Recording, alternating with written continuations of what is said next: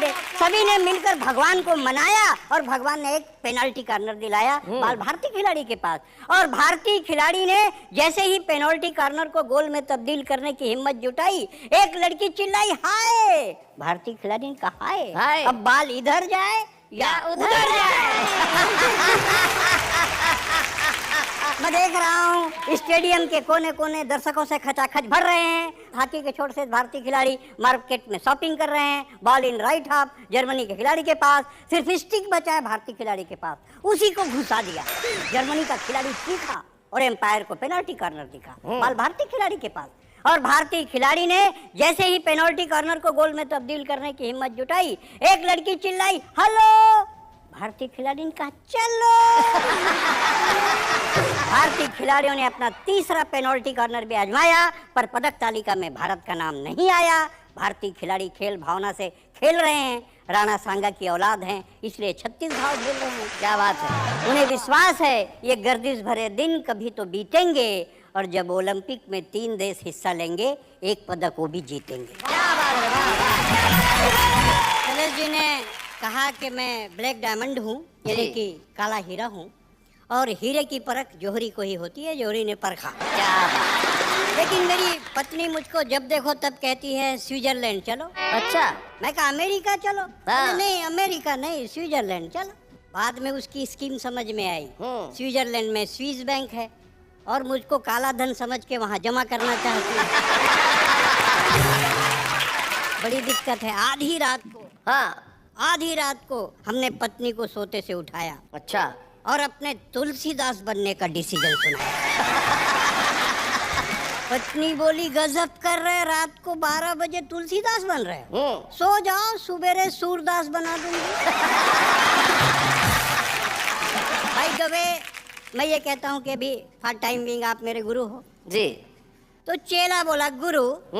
बोल चेला, ये दागी मंत्री का मतलब क्या होता है? दागी मंत्री जी, अरे जिसमें भ्रष्टाचार का दाग लगा है उसको दागी कहते हैं। तो इनका दाग कैसे छूटेगा गुरु? अरे इनका दाग नहीं छूटने वाला। बोले कोई साबुन, सोडा, वॉशिंग पाउडर? अरे नहीं छूटने वाला है। तो गुरु इनका दाग कब छूटेगा? जब इनका प्राण छूटेगा तब इनका दाग छूटेगा। वाह वाह वाह। चेला बोले गुरु। बोले हाँ बोल चेला। जब से ये जिस्म और मर्डर फिल्म देखा हूँ, अच्छा, मन पूजा पाठ में नहीं लग रहा है। अब तो मुझको साधु बनना भी अखर रहा है। हमारे जमाने में ऐसा सिनेमा होता तो मैं कभी साधु नहीं बनता गुरु। औरत के कई रूप होते हैं बेटे, वो पत्नी होती है, प्रेमिका होती है, बहन होती है, उसी औरत का एक रूप माँ होता है। क्या बात है, वाह वाह वाह वाह। जिसके स्तनपान से तेरे शरीर में लहू बहता है। क्या बात है, बहुत अच्छा। तेरी माँ ने तेरे बदन पर चर्बी चढ़ाने के लिए पिए होंगे आंसुओं के 1000 घूंट। कभी किसी माँ ने अपने बेटे से नहीं कहा बड़ा होकर औरत की इज्जत लूट। क्या बात है, वाह वाह वाह वाह। मेरी नजर शर्म से झुक गई और मेरे सामने एक लाल बत्ती वाली कार रुक गई। मैंने कहा मंत्री जी मुझे गांधी के राजघाट जाना है, उन्हें इस देश के बदलते हालात बतलाना है। तब मंत्री के सेक्रेटरी ने मंत्री के कान में धीरे से कहा, लगता है इसकी गांधी से बहुत पड़ती है, ये कभी जिस दिन भी गांधी की आत्मा से मिलेगा आप जैसे नेताओं का जिक्र जरूर करेगा। क्या बात है, आप कहें तो इसका अपहरण करवा दूं या इसको गोली से उड़ा दूं। तब भाई साहब मुझे जिंदगी में पहली बार लगा कि मैंने अपना वोट बेकार किया है और इन लोगों ने तो कुर्सियों से दुराचार किया है। भाई क्या बात है, वाह वाह वाह। और एक विज्ञापन की बानगी मैं आपके सामने रखता हूँ कि सुंदर, सुशील, रुक्ष, गृह कार्य में सुस्त, लड़ने में दुरुस्त कन्या के लिए एक सुंदर, टिकाऊ, पोर्टेबल पति की आवश्यकता है। क्या बात है, इनको ध्यान से सुनना। मैं जी आपको समर्पित हूं, इनको समझ आपके कुछ काम आया शायद। सुंदर, सुशील, रुक्ष, गृह कार्य में सुस्त, लड़ने में दुरुस्त कन्या के लिए एक सुंदर, टिकाऊ, पोर्टेबल पति की आवश्यकता है। पोर्टेबल पति का पद अस्थायी, जिसके चालू रहने की संभावना है। पूर्व में पति पद पर कार्यरत प्रत्याशियों को प्राथमिकता दी जाए। ये महन पार्टी जो है शैलेश जी, मैं इसकी पूरे अंदर की जड़ जानता हूँ। अच्छा। क्योंकि इस पार्टी का मैं अध्यक्ष हूँ, उस पार्टी का अध्यक्ष बीच में बैठा है। इनका चंदा करना धंधा है। अच्छा, मतलब आप लोगों ने अध्यक्ष पद खुद ही चुन लिया दोनों ने? हो सकता है ये दोनों मिलकर तुम्हें पार्टी से निष्कासित कर दें कभी। जब कोई पद न मिले तो बुद्धिमानी ये है कि आप ले लो। जी। इनका मुख्य काम चंदा है, चंदा इनका धंधा है। आप अध्यक्ष की टोपी उतार के देखिए, अध्यक्ष तो गंदा है। अच्छा, ऐसी पार्टी क्या तरक्की करेगी जिसका सदस्य अभी नेहा जी के साथ डांस कर रहा था? ऐसी पार्टी तरक्की करेगी, असली मजा तो यही ले उड़ा।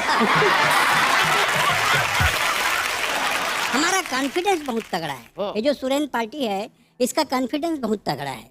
एक ने हमसे पूछा, आपका लड़का तुतलाता है क्या? हमने कहा हमेशा नहीं तुतलाता, बोलता है तब तुतलाता। बहुत बढ़िया है, आपने टोपी पहनाई। आज पूरे देश में विवाद चल रहा है, उस पे 4 पंक्तियां पढ़ता हूँ। न तिलक लगाने से कोई हिंदू होता है, न टोपी लगाने से मुसलमान। पूजा और इबादत एक चीज है, इसको कब समझेगा?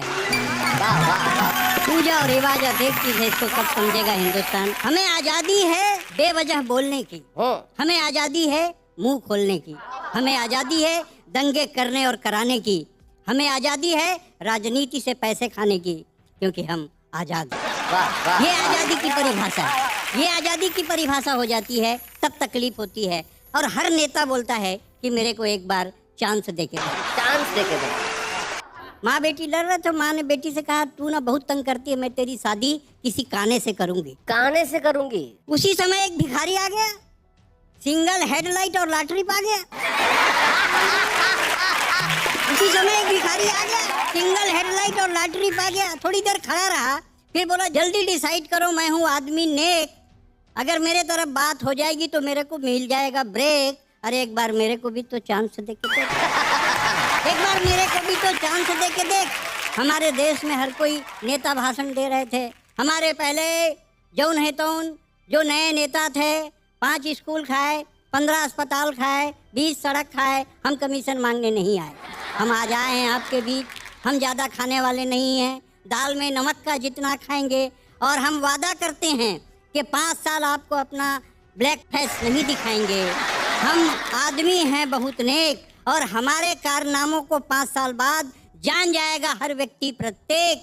एक बार चांस देके तो दे, एक बार चांस देके तो दे। कबीर सूर्य तुलसी ने अपने युग में भी विरोध सहा, लेकिन वही बातें कही जो जन कल्याण के लिए रही।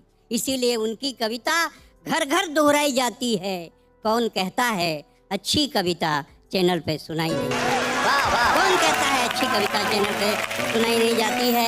आजकल शैलेश जी, भिखारी भी एकदम हाई प्रोफाइल हो गए, देख रहा हूँ। अरे भिखारी बहुत दिलदार होते हैं, और हमारे शहर जोधपुर जहाँ का मैं हूँ, वहाँ एक भिखारी था खड़ा हुआ। बहुत दिनों तो ऐसी एरिया में खड़ा रहता था, तो उस एरिया में बहुत दिनों बाद में गया तो मेरे को दिखा नहीं, तो मुझे आगे मिला 1 किलोमीटर बाद। मैंने कहा, तू वहाँ खड़ा रहता था, आजकल इधर आ गया? बोले हाँ, बेटी की शादी हो गई, वो एरिया दहेज में दे दिया।